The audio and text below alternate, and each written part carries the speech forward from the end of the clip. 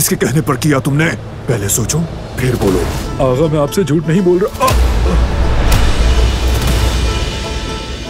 कहाँ चले गए थे तुम? शायद तुम्हारे टांके खुल गए हैं, दोबारा पट्टी करनी होगी। दुलान बस करो, अब तो बता दो क्या चल रहा है। मेरी आंखों में देखो। हमला करने वाले को कारबी खानदान ने पकड़ लिया और उससे हिसाब लेने जा रहे हैं। मुझे इस बात की खबर क्यों नहीं है? मेरी सब्र की हद को मत आजमाओ। अगर ज्यादा बताने की जरूरत पड़ी तो वारान खुद बता देगा। ऐसा क्या हो गया जो आप यहाँ आए? देख रही हूँ काफी जल्दी संभल गए तुम तो। खुशामदीद। अच्छा किया आप आ गई सबिया साहिबा। क्या इन्हें आपने यहाँ बुलाया? जो मैं कहूँगी वही करना पड़ेगा। अब मैं इस हवेली की नई बहू हूँ। पता नहीं कैसी बहू है जो बिना शादी के भी यहाँ रह रही है। हिम्मत है तो मुँह पर कहो ना। मुझे जो कहना होता है मैं वो मुँह पे ही कह देती हूँ। बदतमीज कहीं। क्या हुआ मैडम, आप यहाँ क्या कर रही हैं? वो वहाँ क्या कर रही है?